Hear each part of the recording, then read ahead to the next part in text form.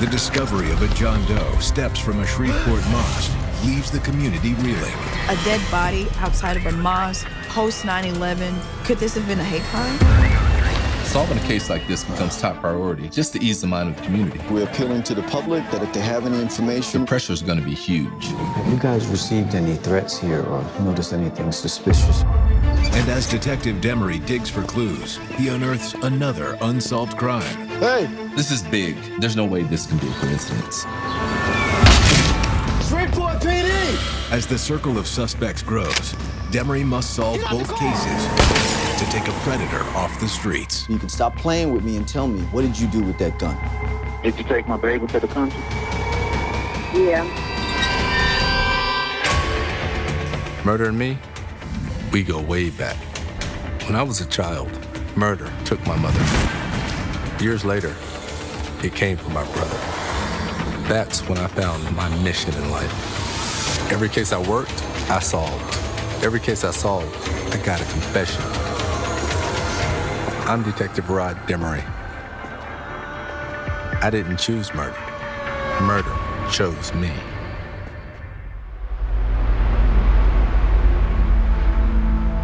It's Sunday afternoon in the Morningside neighborhood of Shreveport, the local mosque. The Islamic community of Shreveport is really small. They're very faithful, very tight-knit, and very peaceful. It was a beautiful service. Thank you, brother. Ricky Rollins is hanging around after services are over and talking to the leader of the congregation. On some Sundays, we would have a potluck, and after the sermon was over, we would sit down and eat. Dad, can I go outside? Yeah, I'll make you a plate. We bring our children on Sunday. They like to play. You know, they like to get out and run and chase each other and have fun. My wife bakes on my move. It's your favorite, right? You know me too well. Hungry already? No, we found a dead body. Khalik, that's not funny. I'm not kidding, there's a dead body behind the mosque. They go behind the mosque. Back. And they discover something horrifying. Khalik, get my cell phone. Sir, can you hear me? He was laying face down. I couldn't see any wounds, anything. He's not breathing. Looking at a dead body and you recognize life that has been taken away. And you start to question what happened, who did it, for what reason.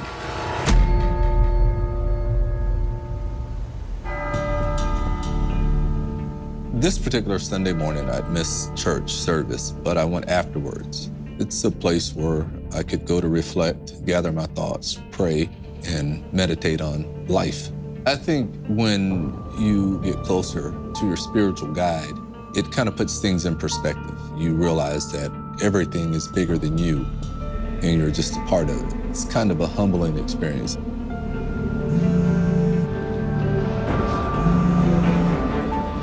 Hold on a second.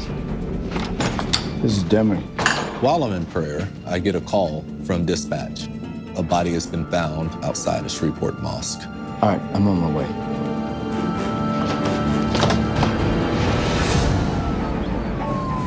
When I learned that there's a dead body outside of a mosque, I wasn't sure if it was some sort of religious type killing or some sort of attack on that religion, Islam. Warner Park is a typical inner city Shreveport neighborhood. It's known for burglaries, robberies, and violent crime, so it's not out of the ordinary for something to happen in Warner Park. What's happening, Hey, Rod.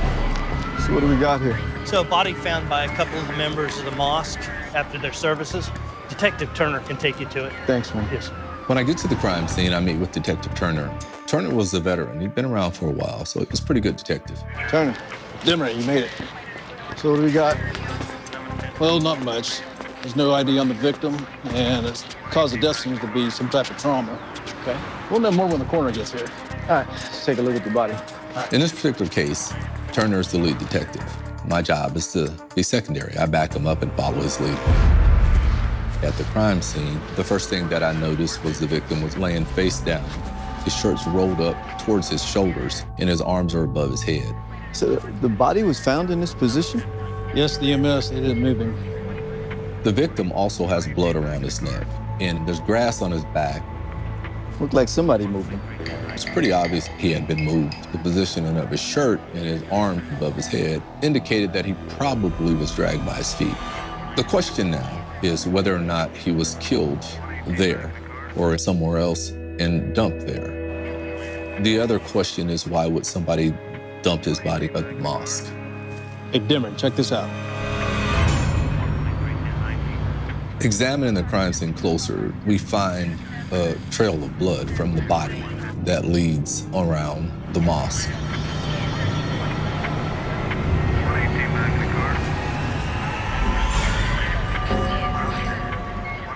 So, looks like he was killed here. At the end of the trail, there is pooled blood and a headscarf do-rag. That suggests that he was killed at that location because the blood had exited the body and pooled for a period of time. He dragged around the corner, out of sight. Gentlemen, Yeah. coroner's back here. Needs to see you.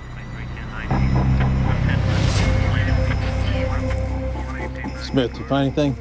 Yes, at least one gunshot wound here. Okay.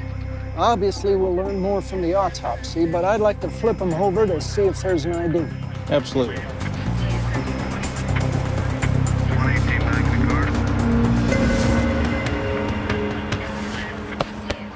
No ID, I'm afraid. Damn. There's absolutely nothing to tell investigators who this guy is. That makes things 100 times more difficult. On the bright side, we got a possible motive. The pockets are turned inside out. That suggests that someone went through his pockets and removed whatever contents and did take time to put his pockets back in. So, are we looking at a robbery? Well, look, we know he was robbed at least, right? But maybe he was killed for some other reason, then robbed. At this point, the questions are, does the victim belong to this mosque? Is this some sort of religious type crime? Or is this simply just a random robbery? I'll tell you what, I'll go in the mosque and see if anybody knows him. I'll scour around out here. Sir, I can imagine that this must be quite a shock, but I just have a couple of questions I'm hoping you could answer. I meet with the imam, the mosque leader. He's clearly shaken, he's visibly nervous, and obviously so. First, let me ask you, the victim, does he look familiar? Did he go to mosque here? No, sir. Unfortunately, the imam doesn't have much to offer. He knows a lot of people in this neighborhood, and he doesn't know who this guy is at all. Have you guys received any threats or noticed anything suspicious or unusual? No, sir. Not like that. If you can think of anything or you hear of any rumors or anything, give me a call. Thank you. After speaking with the imam, I'm pretty convinced that this victim has nothing to do with the mosque. He's probably a victim of opportunity for someone who is in the vicinity. Hey, find anything? No, you? Nah, it looks like the Vic is unknown to the mosque, which means this is looking completely random. Well, let's hope CSI has more luck. Yeah. CSI takes the victim's fingerprints, hoping to find him in the system. They scour the crime scene looking for shell casings or any other firearms evidence. Anything that we can find that gives us another piece of the puzzle. Hey, we should probably start a canvas, you know? I'll head out this way, and I'll catch up with you later on. Okay. All right, man. All right. As CSI conducts their search, Turner and I do a neighborhood canvas. How you doing? Hey. Have you seen or heard anything unusual last night? No, I don't think so. What's happening, fellas? What's up? The canvas isn't very fruitful. There are some that describe hearing gunshots late that night, but gunshots were pretty commonplace in that neighborhood. When Turner and I returned to the crime scene, CSI has found nothing. At this point, we don't have a lot to go on. We have an unidentified body, no real evidence, physical or statement-wise. No witnesses. No one saw anything. All we have is a dead body. That's a rough place to start. You still a man of faith, Demery? Yes, sir. That'll never change. Better start praying.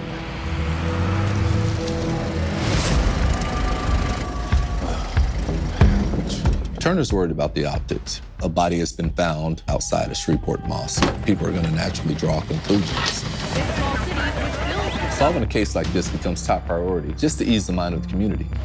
Victims have been identified. The pressure is going to be huge.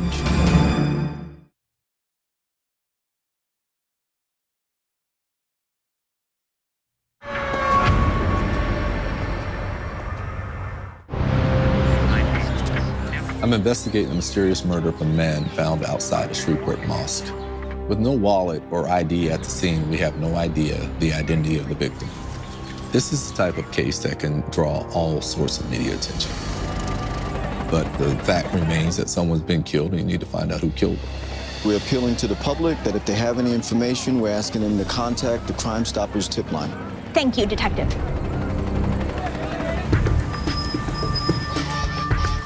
When you don't have the identity of the victim, you don't really have a lot to go on. You're praying those fingerprints come back. I looked through missing persons reports for physical descriptions and photographs of people who are missing in hopes to find someone who matches our victim. Demery. Yeah. I have updates. Well, that's music to my ears. When Turner returns from the autopsy, I learned that the victim was shot not only in the back, but he was shot in the back of the neck. The shot to the back of the neck was the fatal shot. And there's more.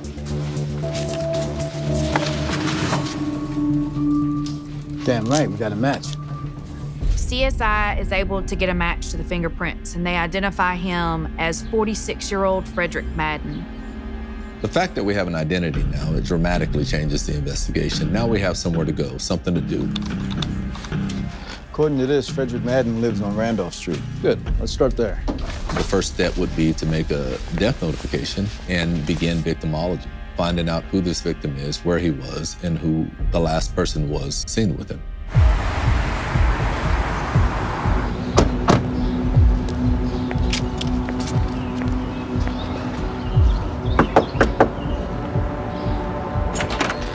Yes. Ma'am, we're with the Shreveport Police. Is this Frederick Madden's home? Yes. Where is he? Ma'am, can you come inside, please? Yeah. The woman is Deborah Taylor, and she is Madden's girlfriend. She last saw him when he left the home the night prior, but she started to worry when he didn't return home at all that night. At this point, we have to inform Deborah that Mr. Madden is dead. Ma'am, I'm afraid I have to tell you Mr. Madden has been murdered. Murdered? When the police told me that they found Frederick, I couldn't believe it. I wanted to cry. Deborah's clearly devastated by hearing the news. And I understand what she's going through. That feeling of realization that someone is gone and they're never coming back is pretty overwhelming. Can I ask you, what was your relationship with Frederick like? We were just getting our life started together. Frederick and I hadn't been together too long. We had just recently moved into our house. Everything was going great between us. Deborah tells us that he's not a violent person. He's not someone who's involved in any type of lifestyle that would bring this to him. Do you know where he was last night? His best friend had just died a few days ago, and he gone to pay respects to his family. Frederick was having a hard time with his friend's death. He did tell me that he wished it was him that had died instead of his friend. And I said, don't say that. Deborah told us that about 9:30, Frederick called her and asked her for a ride home, but she was on the other side of town. So he told her he would just walk home. Said it was only 15 minutes away, but he obviously never came home that night. Again, we're really sorry for your loss, and please accept our condolences. We'll let ourselves out.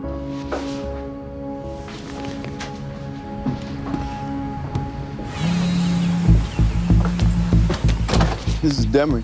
As we leave Miss Taylor's home, we get a call from dispatch. Someone's called in with some information that they had witnessed a homicide the night prior. Really? So, a shooting over on Hollywood Avenue?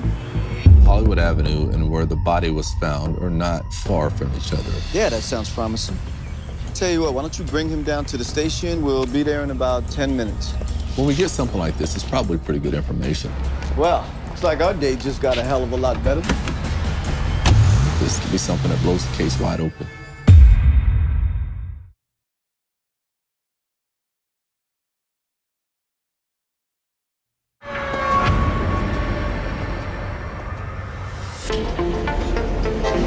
Detective Turner and I are investigating the murder of 46-year-old Frederick Madden. Now we've learned there may be a witness to the murder, 17-year-old Hakeem Tiston. We bring Tisdom inside the office. Take a seat, King. My first impression is that he does know something about this murder, and for whatever reason, he wants to talk. So I want to thank you for coming in to talk to us. Turner's the lead investigator, so he's gonna run the interview. My concern is that his people skills they lack a little, and this kid's already nervous. All right, so what did you witness last night? Well, first off, I got robbed. You got robbed? Yeah. Tisdom claims that he'd been the victim of a random robbery. He said he'd been robbed of his only $5 outside of a convenience store. Afterwards, he bumped into some guys that he knows as T and Red. As Tisdom is telling his story, who should walk by but Frederick Madden? Tisdom tells him, "This is the guy that robbed me earlier." Tisdom claims he refused to retaliate, but his friends decided they would retaliate for him. Tisdom watched as they held him at gunpoint, robbed him, and shot him dead. He shot him in the back. Red went through his pockets. And where exactly did this happen at? Next to the mosque, Quandae Park. Tisdom provided very intimate details: the location, where the victim was shot, and the fact that the victim was robbed. There is no way that Tisdom is not involved in this murder, if not completely responsible for it. It's really ridiculous to believe that someone would be robbed of $5 and then two random acquaintances would retaliate on your behalf by committing murder. All right, tell me, where do T and Red stay? I don't know, somewhere in Bossier. Okay. Now, why don't you contact Bossier PD, see if they know the street names T and Red. Sounds good. Look, man, I appreciate you coming down here and talking to us. And listen, nobody is here to judge you, all right? But also you need to understand that a man was killed, and I will not let this rest until I put this to bed. Do you feel me? Yeah. Okay. There is no T in Red. So you want to tell us what really happened last night? Hi, man. Now Tisdom wants to tell a different story. He says he's out with his friend Drew, and Drew wanted to rob somebody, anybody passing by. Tisdom says that Drew pulled a gun, forced Tisdom to go through the man's pockets, and Drew then shot the man. I knew he had robbing on his mind, but not killing. It messed me up, and that's why I'm here. So then why did you lie to us about T and Red? I'm scared of Drew. Told me to keep my mouth shut. I'd be dead too. Tisdom admits that he made up the whole story and the names T and Red because he was afraid to implicate Drew. This Drew person may just be another name that he made up. The only thing that I'm very certain of is that Tisdom is part of this murder. What's Drew's real name? I've been living with him for a while. Andrew Davey. You live with him? How old is Drew? I don't know. Early 30s, maybe. Where's Drew's gun at? Probably back at Lily's. Tisdom says the gun belongs to Drew's girlfriend, Lily. The gun is described as a 9mm caliber. The brand is High Point. Hey, Dimmer, look at this. We find a 33-year-old male, Andrew Davey, who is a sex offender. He was convicted of child molestation, and he's a real person. That him? Yeah, that's him. Tisdom, stand up. What? We then charged Tisdom with second-degree murder. What? He thought that he could come in and sell us a story and he'd get to walk. I ain't do nothing, man. I ain't killed nobody. This ain't right, man. Come on. Tisdom's been charged with murder because he admitted to being a part of a murder and a robbery. It's that simple. Whether he tried to minimize his involvement and say that he was afraid or someone peer pressured him into it, doesn't matter. After we secure Tisdom, we obtain a search warrant for the home that Tisdom shares with Davey. We're looking for something to link one or both of them to the murder of Frederick Madden. Let's do it. When we go to Davey's house, we want to be prepared. The fact is he's been implicated in a murder, and we don't know how dangerous he is. We're going to approach with extreme caution. Report police, we got a warrant. There's no movement inside the house, so we don't know. Has Davey found out that we're looking for him? Has he left? Is he on the run? Report police. If you don't respond, we're coming through this door.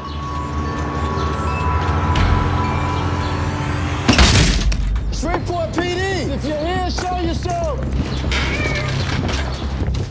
Shreveport police, if you're here, show yourself! After we kick the door, we go in the house, keeping in mind that the suspect may be in there hidden. He may be ready to ambush us. Kitchen is clear. Get to work. Now we search the house systematically. We're looking for firearms, blood evidence, or anything that can give us evidence of this crime. Find anything? I think so. Detective Turner finds a folder that's labeled important papers. Inside the folder, there's a lease to the house and sex offender registration papers with Davy's name on it. But the papers have a different address. Davy might be hiding out there. Worth a shot. So now we go to that address hoping to find Davy, or at least a lead on where he may be. Then the animal tries to twist away. We're looking for Andrew Davy. You around? The door is answered by a young man by the name of Cordaro Morris. Yeah. Hey, Drew. Andrew Davy, we're with the Shreveport Police. We'd like to ask you some questions. Yeah, okay. Davy doesn't look thrilled to see us, but he's compliant and agrees to go down to the police station and talk to us. At this point, I'm interested in finding out what Davy knows. I want to know exactly what he and Tisdom did, or was it just Tisdom? What were you doing on Saturday night? Not much. Had some folks around. David said Saturday he stayed home with his girlfriend Lily, Tisdom, and his friend Cordaro. He said that they cooked hamburgers and went to bed early because they were planning to go to church the following morning. Did you leave the house at any point during the evening? Nope. I was there all night. Just ask Lily. During Davy's interrogation, he's not really giving Turner and Demery anything. He's not admitting to being anywhere near that crime scene. Lily have a last name? No, that I couldn't tell you. You don't even know your girlfriend's last name. I don't. We ain't been together long. Listen, Davy, Tisdom told us everything. He told us you robbed and murdered a man. So stop your lying. Turner finally confronts Davy with Tisdom's story. Davy's response was the same. He didn't go anywhere with Tisdom. He was home all night with his girlfriend, and he could ask her if he didn't believe it. I would ask your girlfriend, but you don't even know what her last name is. This is bull. But at least we agree on one thing. I'm out of here. I think Turner was frustrated, and he wanted to just vent. The problem with that is he comes off as very judgmental, and that completely alienates the suspect. Look, man, I'm sorry about that. All right, there was no reason for him to come at you that way. Man, I don't need this. I don't even need to be here. At this point, I don't know if we can repair this relationship or rebuild this rapport. When Detective Turner returns to the interrogation room, he's not alone. He has a sex crimes detective with him. You're under arrest. For what? Failing to register as a sex offender. You gotta be kidding me. Cuff him. Stand up. Since Davy didn't register his current address with the sex offender registry, Turner can charge him with this collateral charge and throw him in jail. I'm not big on technical errors on paperwork. It's just not my method. Turner knows he has nothing on Davy, and I think he's reaching for things. All we have is Tisdom pointing the finger at Davy. To prove who's responsible for this murder, we need that gun.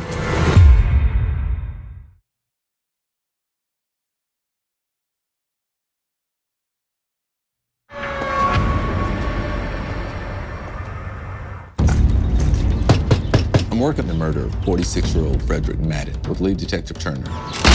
Shreveport PD! If you're here, show yourself! Our prime suspect, Andrew Davy, has denied being involved in any robbery or murder. We have no evidence to tie him to the scene, so Turner has decided to charge him with an unrelated crime. But for Davy to be charged with the murder of Frederick Madden, we need something other than Akeem Tisdom saying he pulled the trigger. So we go back to Davy's girlfriend Lily's house. Morris, we meet again. This is Lily home. And our hope is that she will allow us to search the home because Tisdom says the murder weapon belongs to Lily. What's this all about? Where's Drew?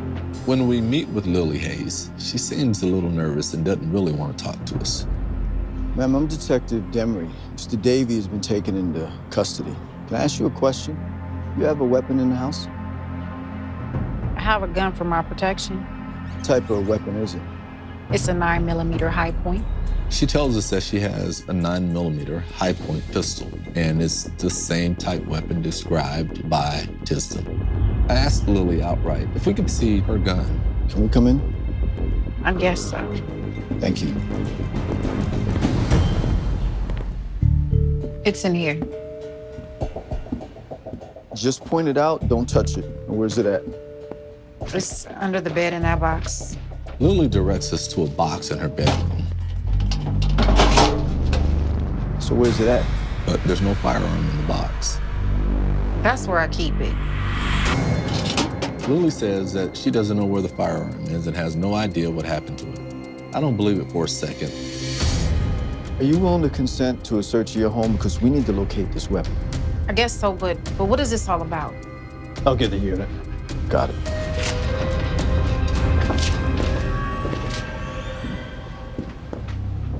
So, it's been reported that your gun was used in a homicide. A homicide? Nah. While Turner gets the search underway, I want to know if Davy's alibi holds up. So I asked Lily what she was doing Saturday night. I was at Drew's place. Who all was there? It was myself, Akeem, Drew, and Cordaro. This Cordaro Morris? We learned that Cordaro Morris dates one of Lily's daughters, but he lives with Andrew Davy and Akeem Tisdom. Did anybody leave at any time during the night? Well, them boys always coming and going. Lily does corroborate Davy's story about them being at home eating hamburgers, but she does say that throughout the night, Davy, Morris, and Tisdom left. Where'd they go? I don't know. She's really vague on where they went and when they returned. At the very least, she spoke the hole in Davy's alibi. Hey, I've got something. While we're talking to Lily, the officers find a shell casing inside the house. So what's this? It's a souvenir.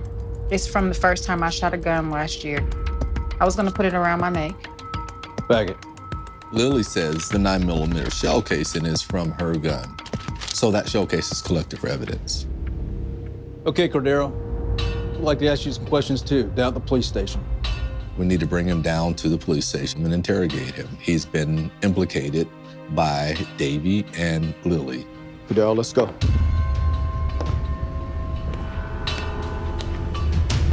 You guys keep searching. If you find that gun, call me.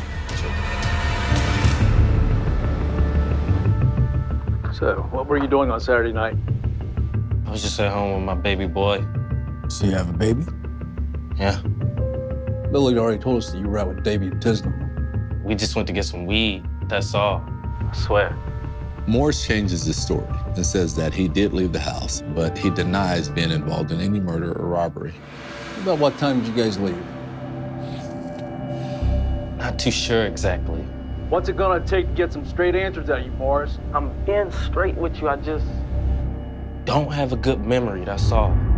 Listening to all this, I see Turner's getting frustrated, and he begins to show that. Hey, man, what do you say I go grab Tisdom and bring him next door and see what he's got to say? Demery comes up with a plan. Let's go check Tisdom out of the jail, bring him over here, and let them play off each other.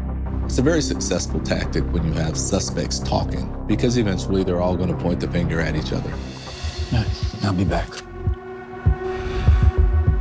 The other reason is because I want to talk to him alone. I want to try to rebuild that rapport. So I go to the jail and I pick up Tisdom. Watch your head. And as I'm transporting him back to the office for interrogation, he begins to talk. So tell me about Davy, man. You guys close? Yeah, he's like a father to me. Tisdom tells me that he first met Andrew Davy a few years ago when he was living on the streets.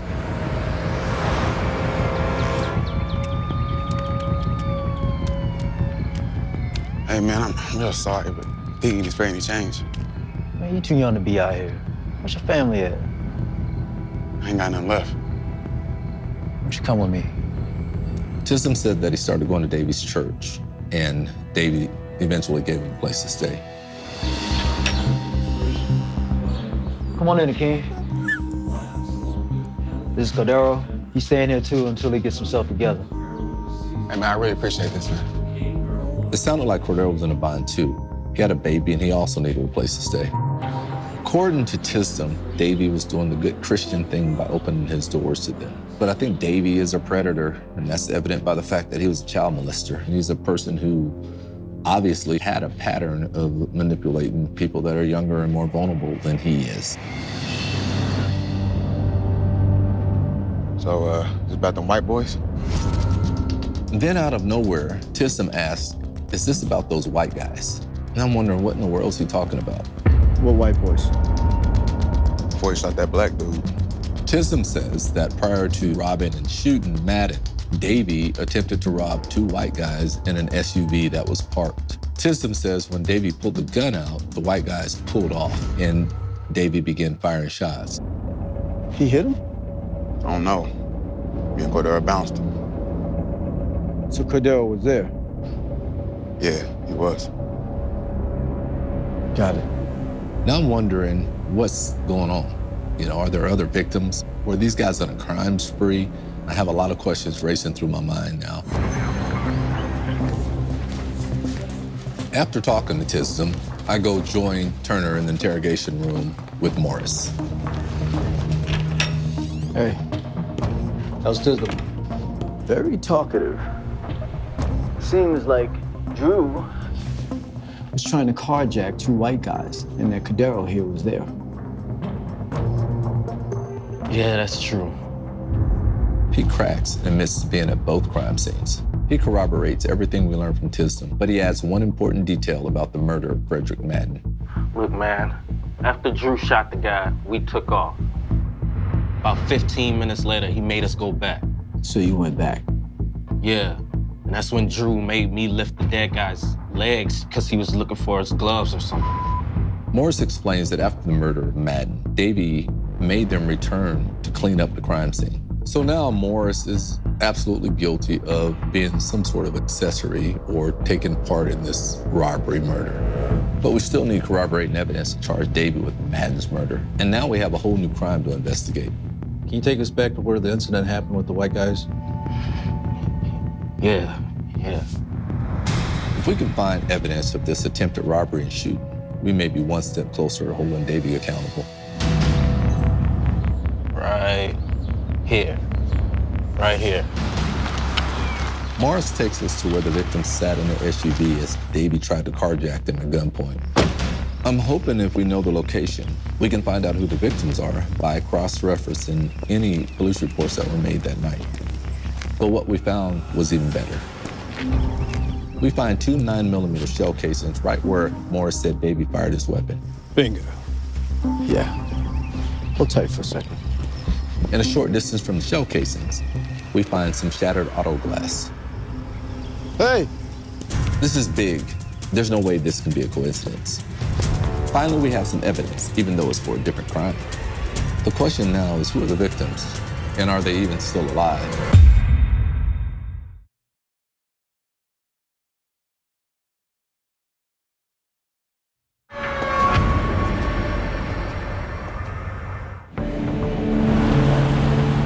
Here. Cordaro Morris has led us to a whole new crime scene where he says Andrew Davy attempted to rob and shoot 2 additional victims. We've recovered some shell casings that corroborate what he and the King Tisdom told us. So now we need to find out who those victims are. Hey, man, that's huge. All right, thanks.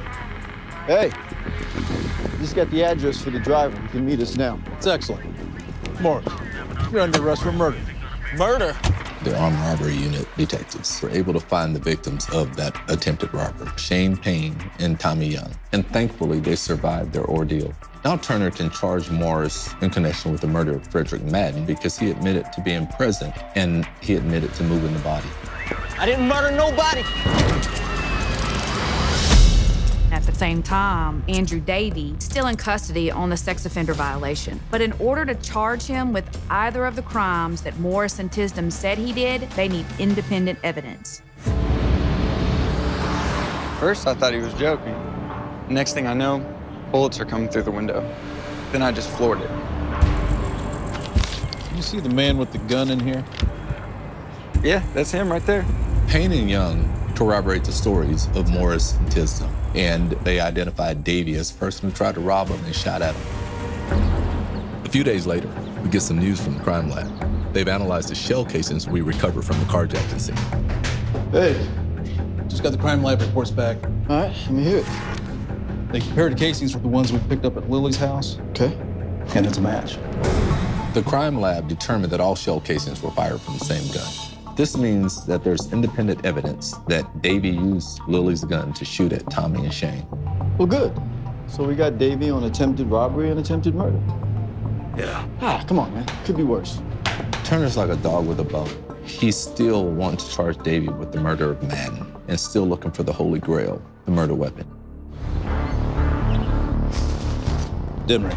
Yeah. I think I got something. After all of them have been arrested, Turner is monitoring the phone calls from jail that Davey makes. Listen to this call between Davey and Lily. Hello, you have a free call. Hello? What's up? I just wanted to talk to you, hear your voice. I don't know what's going on. They came to my house and they asked me, did I have a weapon? I told them, yeah, I own a pistol. They asked me, can I see it? And I showed them where I keep it, It wasn't there. Oh, wait a minute. Mm-hmm. Did you take my baby to the country? Who? My baby. Yeah. Okay, that's good. He asked Lily, have you taken my baby to the country yet? Turner is convinced that this is code for disposal of the gun. So I suggest we just go ask Lily what they were talking about in that phone call. Are you with me? Yes, sir. Let's do this. Let me explain something to you. You might not be aware, but the phone calls in and out of a prison are recorded. So we were listening to the conversations that you had, so you can stop playing with me and tell me, what did you do with that gun? When we get to Lily Hayes' home, we explain to her that we've been listening to the phone calls. What happened with that gun? I threw it in the Red River.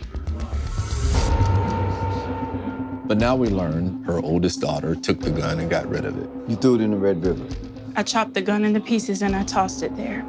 Larica Ford says she chopped it up into little pieces with an axe. I think Larica knew that her mother's gun was used in a homicide, and this was her way of protecting her mother.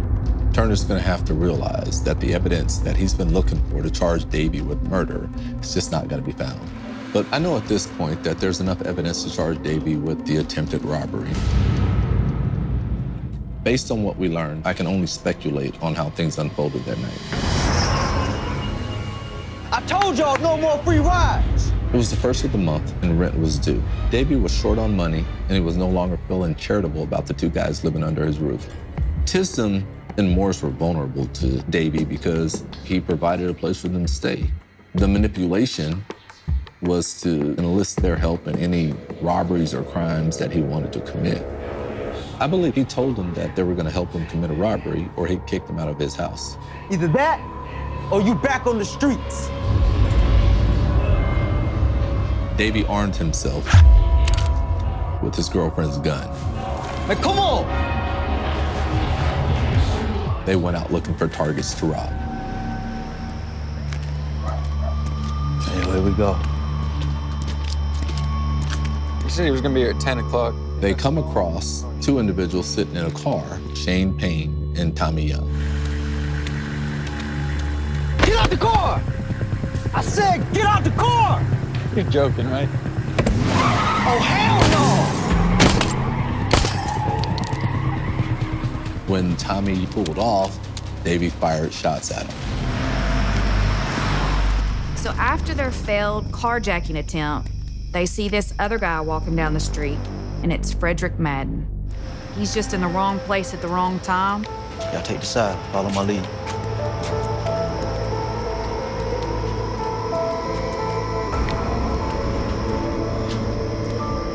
Look, brother, I'm just trying to go home. Shut That's up. all I want to do. I promise I won't see a thing, man. I said turn around and walk. Hands on the wall. Okay, look, man, please don't kill me, brother.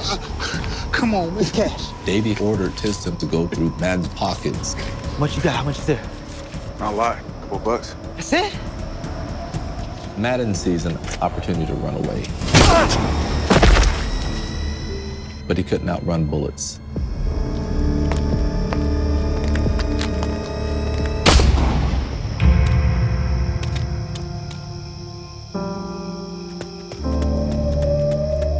After Davy shot and killed Madden, they all fled the scene. About 15 minutes later, Davy gets paranoid and makes him return to the scene of the murder. So they dragged Frederick Madden's body all the way behind the mosque where it couldn't be seen. Come on! Come on! They clean up shell casings or whatever else they can find that may implicate him and go back to the house. They took the firearm back to Lily, and Lily's daughter, Larica, decided to get rid of it. Knowing that her mother's gun was used in a murder, she smashed it into pieces with an axe and threw the pieces in the Red River. I believe that Davy, Morris, and Tisdom were all at the scene of both crimes. I believe that Davy was the trigger man and was the person that fired the shot that killed Frederick Madden. But there's no proof that Davy committed this murder. In the end, Keem Tisdom pled guilty to the robbery of Frederick Madden and was sentenced to 10 years in prison. Cordaro Morris and Larica Ford pled guilty to accessory after the fact. Morris got 5 years and Ford got 2 years in prison. Andrew Davy pled guilty to the attempted armed robbery of Shane Payne and Tommy Young and got sentenced to 49.5 years in prison.